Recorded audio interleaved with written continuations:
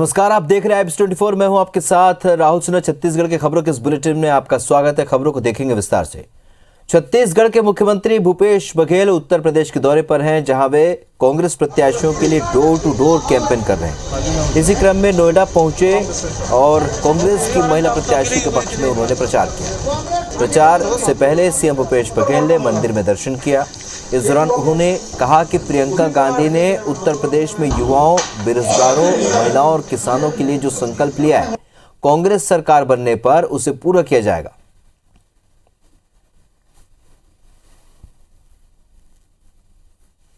कि प्रियंका जी ने जो 40% महिलाओं को जो टिकट दी है, उसके कैंडिडेट पंखुड़ी जी जो नोएडा से प्रत्याशी है कांग्रेस के, उसके प्रचार करने मैं आया हूं। प्रियंका जी ने जो बात कही कि 40% महिलाओं को और महिलाओं के लिए अलग से घोषणा पत्र उन्होंने जारी की, उसके साथ साथ उन्होंने प्रतिज्ञाएं की है किसानों के लिए, नौजवानों के लिए, महिलाओं के लिए, दलितों के लिए। उसे हम सबको पूरा करना है।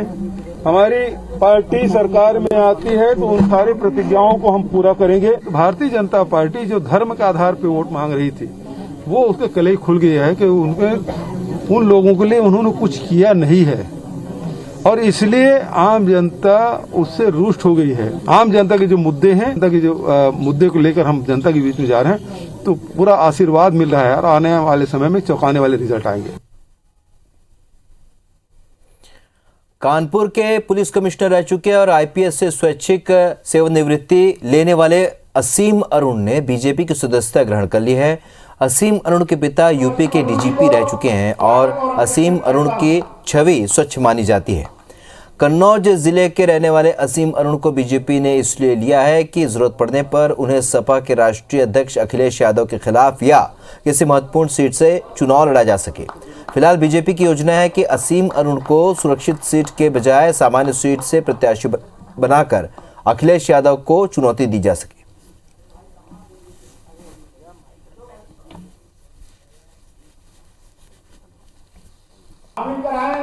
मैं पार्टी की तरफ से आदरणीय असीम अरुण जी को स्वागत और अभिनंदन करता हूं।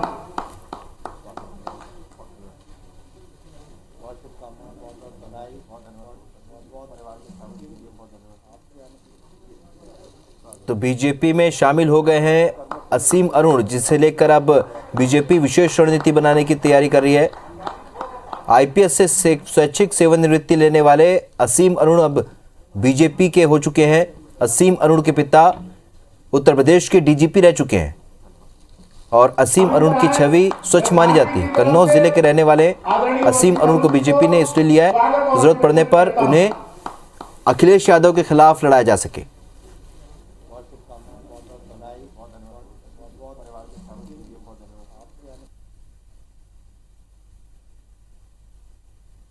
मैं ऐसा महसूस करता हूं कि माननीय प्रधानमंत्री मोदी जी की इतनी दुर्लभ सोच है और भारतीय जनता पार्टी की सबसे बड़ी शक्ति है नए नेतृत्व को विकसित करने की योजनाएं बनाना और तैयार करना।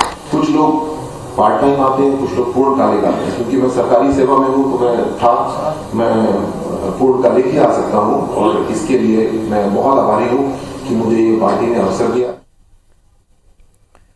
छत्तीसगढ़ प्रदेश कांग्रेस कार्य समिति की वर्चुअल बैठक हुई, जिसमें प्रदेश कांग्रेस के प्रभारी पीएल पुनिया, प्रदेश कांग्रेस के अध्यक्ष मोहन मरकाम और सभी जिला अध्यक्ष समेत अन्य पदाधिकारी शामिल हुए। बैठक के बाद मीडिया को जानकारी देते हुए प्रदेश कांग्रेस के अध्यक्ष मोहन मरकाम ने बताया कि बैठक में पार्टी सदस्यता अभियान को लेकर चर्चा हुई और छत्तीसगढ़ में 10 लाख नए सदस्य बनाने का लक्ष्य रखा गया है। इसमें से अभी लगभग 3 लाख सदस्य बना लिए गए हैं। बाकी के लक्ष्य को फरवरी या मार्च तक पूरा कर लिया जाएगा। उन्होंने कहा कि पिछले दिनों निकाय चुनाव और वर्तमान कोरोना के कारण सदस्यता अभियान का काम प्रभावित हुआ, लेकिन अब ये काम तेजी से होगा। उन्होंने बताया कि सदस्यता अभियान डिजिटल प्लेटफॉर्म पर भी चलाए जा रहे हैं।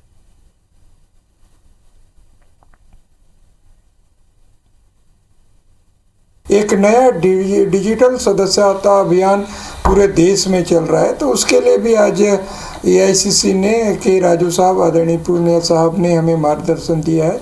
डिजिटल सदस्यता अभियान को भी हम चलाएंगे और हम लगता है कि हम जो समय से पहले पूरे सदस्यता अभियान पूरा कर लेंगे। इधर छत्तीसगढ़ के बीजेपी अध्यक्ष विष्णुदेव साय ने राहुल गांधी को पत्र लिखा है, जिसमें उन्होंने प्रदेश के युवाओं से किए गए वादों को राज्य की कांग्रेस सरकार से पूरा कराने की मांग की है। साय के लेटर लिखने पर मंत्री रविंद्र चौबे ने कहा है कि बीजेपी के नेता अपने राष्ट्रीय नेताओं को चिट्ठी लिखने की हिम्मत नहीं दिखाते और हमारे नेता को चिट्ठी लिखते हैं। मंत्री रविंद्र चौबे ने कहा कि पीएम मोदी ने युवाओं को हर साल 2 करोड़ नौकरी देने का वादा किया था। छत्तीसगढ़ के बीजेपी नेता हिम्मत दिखाकर इस मामले में चिट्ठी लिखते तो अच्छा होता। मंत्री चौबे ने यह भी कहा कि प्रदेश की कांग्रेस सरकार को विष्णुदेव साय या फिर किसी बीजेपी नेताओं के सुझाव या मार्गदर्शन की जरूरत नहीं है। हमारी सरकार रोजगार की दिशा में लगातार काम कर रही है, जिसका आंकड़ा भी हमने पिछले दिनों पेश किया है।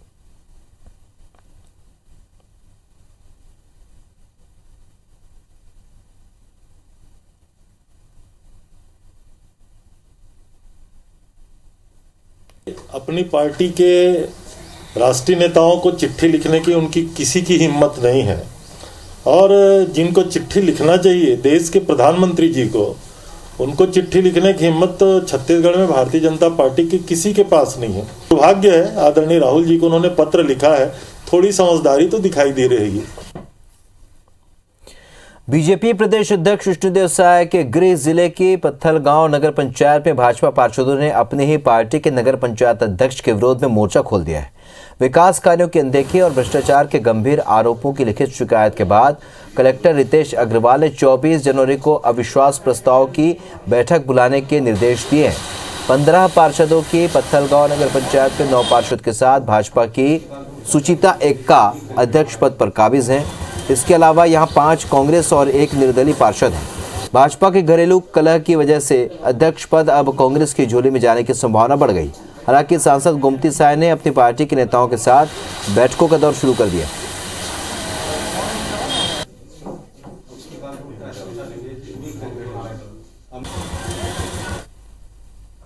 देखिए, ना यह संगठन की कमजोरी है, ना ये मतलब भ्रष्टाचार का मामला है, ये अपना परिवार का मामला है। ये अपना परिवार में थोड़ा सा हो गया है, ये पारिवारिक मैटर है, और इसको हम लोग सब आपस में बैठ करके इस मतलब सुलझाएंगे भी, और हमारा सरकार रहेगी भी। हमारे भारतीय जनता पार्टी हम सब एक परिवार है, और परिवार में थोड़ा बहुत नोकझोंक तो होता ही रहता है। तो हम भारतीय जनता पार्टी एक परिवार है और आपस में हम सुलझा लेंगे। पार्टी के अभी इस पर निगाह है और हम सब वरिष्ठ पदाधिकारियों के साथ में मिलकर इस मुद्दे को सुलझा लेंगे। हमें विश्वास है कि हमारे पार्टी के सभी पार्षद पुनः एकजुट होकर हमारे अध्यक्षा को सपोर्ट करेंगे। आय से अधिक संपत्ति के मामले में गिरफ्तार निलंबित एडीजी जीपीसी से एसीबी के अधिकारियों ने रिमांड में लगातार तीसरे दिन पूछताछ की। पूछताछ और जांच में कुछ नए दस्तावेज मिले, जिसके आधार पर अब टीम जांच करेगी। वहीं जीपीसी के जब्त दोनों मोबाइल फोन को डिकोड करने के लिए बाहर भेजा जाएगा। वहीं अब मामले में जीपी की मदद करने वालों से पूछताछ करने की तैयारी की जा रही है। इसमें बैंक के मैनेजर, ड्राइवर सहित कुछ लोगों के नाम शामिल हैं। सिंह ने अपने रिकॉर्ड में बताया था कि शेयर बाजार में कमोडिटी और स्टॉक एक्सचेंज को लेकर उन्होंने निवेश किया है, लेकिन जांच में पता चला कि जो ट्रांजैक्शन दिखाया जा रहा है वो वैसा कोई ट्रांजैक्शन हुआ ही नहीं। जो दस्तावेज भी दिखाए जा रहे हैं वो शेयर बाजार से जारी किया जा रहा है। इन दस्तावेजों के आधार पर जीपी के खिलाफ की गई एफआईआर में कूट रचना की धाराएं जुड़ी गई हैं।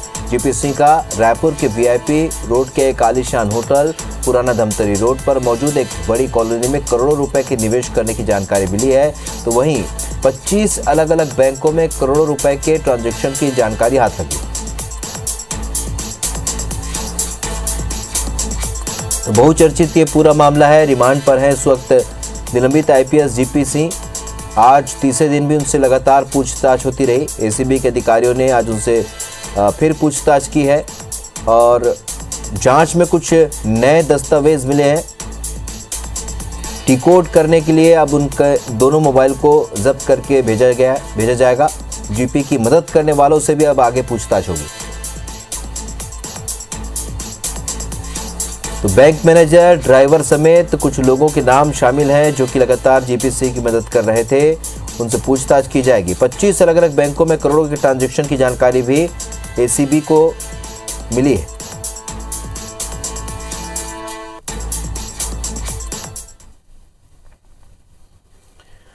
जगदलपुर से खबर आपको बता दें, जहां पर बैंकों के एटीएम से राशि का चोरी का बड़ा मामला सामने आया है, जिसमें बैंक की शिकायत पर एटीएम में पैसे डालने वाली कंपनी सीएमएस के 3 कर्मचारियों को गिरफ्तार किया गया, जबकि एक युवक फरार है।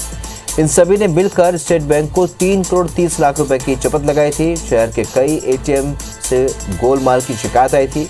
दरअसल सीएमएस कंपनी स्टेट बैंक के एटीएम में राशि जमा करती है और इस कंपनी के कर्मचारी बैंक से पैसे लेकर एटीएम में जमा करते थे। योगेश साहू, कैलाश यादव और ललित नारायण साहू से पूछताछ में पता चला कि ये हर दिन बैंक से पैसे लेकर एटीएम में जमा करते थे, लेकिन इनके मन में लालच आया और ये कम पैसे एटीएम में जमा करने लगे। पूछताछ में उन्होंने बताया कि पिछले 6 महीनों से पैसे निकालने का सिलसिला जारी था। उन्होंने ये भी बताया कि ये पैसा अपनी शान शौकत दिखावे, जुआ खेलने और ऑनलाइन खर्चा किया करते थे। और पुलिस ने आरोपियों से मोबाइल फ़ोन, लैपटॉप, गाड़ियां और 8 लाख रुपए नकद बरामद किए हैं।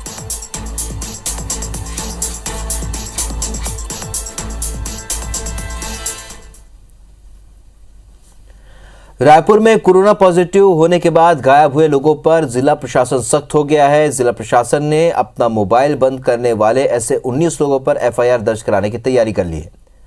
होम आइसोलेशन प्रभारी अंजुली शर्मा ने बताया कि महामारी एक्ट के तहत एफआईआर कराने का प्रस्ताव पास हुआ है।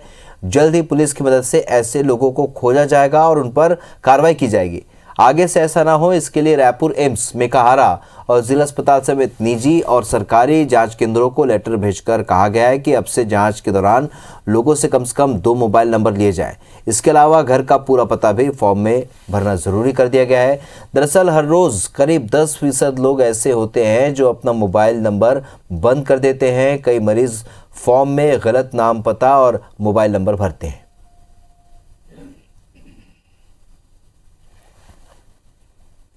कुछ लोग क्या कर रहे हैं, सिर्फ रायपुर लिख दे रहे हैं और 9 डिजिट का नंबर दे रहे हैं या दूसरे का नंबर दे रहे हैं, तो हम उनको लोकेशन से भी ट्रेस नहीं कर पा रहे हैं। कि अभी हम लोगों ने 19 लोगों के खिलाफ में एफआईआर के लिए प्रस्तावित किया है कल, और ऐसे आगे भी अगर हमें मौका मिला तो हम करते रहेंगे, क्योंकि ये जो लोग हमें ट्रेस में हमको नहीं रॉन्ग नंबर दे रहे हैं या फिर जो मोबाइल ऑन ही नहीं कर रहे हैं, ऐसे लोग जो है वो फैला सकते हैं कोविड को।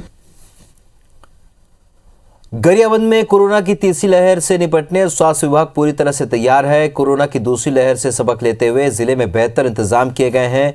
हेल्थ विभाग ने कोरोना से निपटने के लिए 2 ऑक्सीजन प्लांट लगाए हैं। एक प्लांट कोविड अस्पताल में लगाया गया है, जबकि दूसरा प्लांट जिला अस्पताल में लगाया गया। साथ ही 100 से भी ज्यादा जंबो सिलेंडर और 200 से ज्यादा ऑक्सीजन कंसंट्रेटर की व्यवस्था की गई है। प्रशासन ने मरीजों के लिए 329 बेड भी लगाए हैं और दावा किया है कि दूसरी लहर की तरह इस बार लोगों को परेशानियां झेलनी नहीं पड़ेंगी।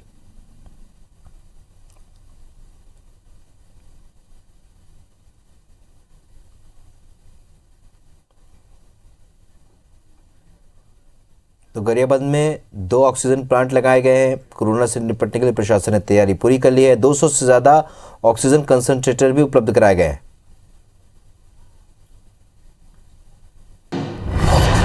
रायपुर से इस वक्त बड़ी खबर, ग्लास कारोबारी पर चाकू से हमला हुआ है। 7 से 8 अज्ञात बाइक सवारों ने उन पर हमला किया। तेलीबांधा थाना इलाके की ये घटना है। बड़ी खबर आपको बता रहे हैं रायपुर से, जहां पर ग्लास कारोबारी पर चाकू से हमला किया गया। 7 से 8 की संख्या में अज्ञात बाइक सवारों ने हमला किया। तेलीबांधा थाना इलाके का ये मामला है।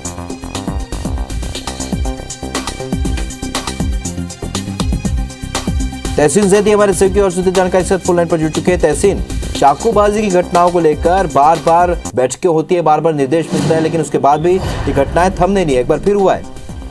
निश्चित तौर पर ये शाम 6 बजे के आसपास की घटना बताया जा रहा है। ये भवानी नगर जौरा निवासी है गिलास कारोबारी सौरभ मिश्रा।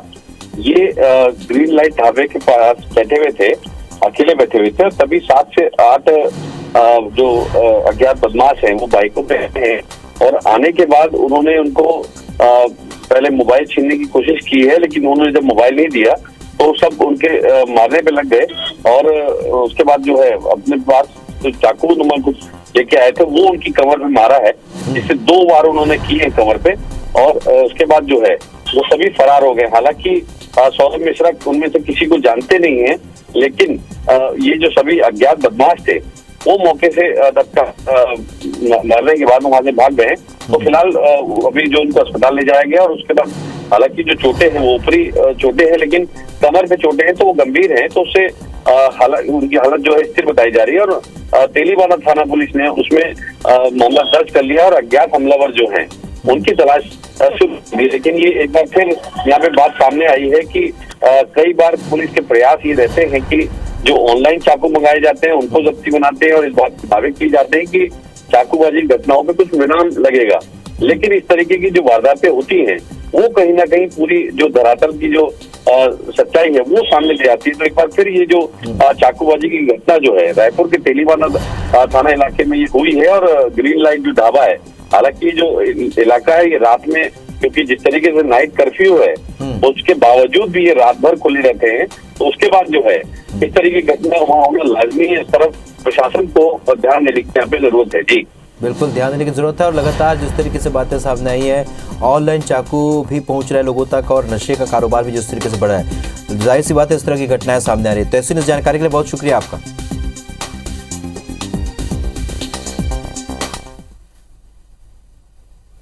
बढ़ते आगे, छत्तीसगढ़ में बेमौसम बारिश की वजह से किसान खासे परेशान हैं।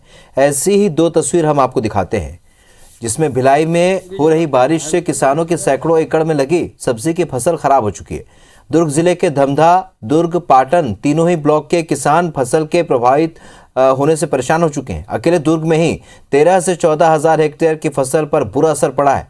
किसान मुआवजे की मांग कर रहे हैं, फसलों का सर्वे हो रहा है। दूसरी ओर धमतरी जिले में करीब 15,000 हेक्टेयर में लगी दलहन तिलहन की फसल प्रभावित हुई है। चना, तिवरा, सरसों, मूंग, उड़द, अलसी और अन्य फसल पीले होकर मरने लगे, जिससे किसानों को भारी नुकसान हुआ है। 4 दिनों से रुक रुक कर हो रही बारिश से फसल बर्बाद हो चुकी है। सुकमा जिले की पहचान कभी बम के धमाकों और गोलियों की वजह से हुआ करती थी, लेकिन अब समय बदल रहा है और अब सुकमा की पहचान यहां की प्रतिभाओं से होने लगी है। पहले बचपन का प्यार गाने वाले सहदेव ने खूब नाम कमाया, अब सुकमा के चिंतन नार के ही युवकों ने नाम कमाया है। दरअसल यहाँ के युवक अनुराग ने अपने साथियों के साथ मिलकर फीलिंग वाला लव नाम से गाने का एक वीडियो बनाया है, जिसे यूट्यूब पर लाखों लोगों ने पसंद किया है। बता दें कि अनुराग और उनकी टीम का ये कोई पहला वीडियो नहीं है जिसे पसंद किया जा रहा है। पहले भी अनुराग की टीम ने कई गानों के वीडियो बनाए थे, जिन्हें यूट्यूब पर कई मिलियन लोगों ने पसंद किया। अब अनुराग अंदरूनी इलाकों से युवक युवतियों को सामने लाने का काम भी कर रहे हैं।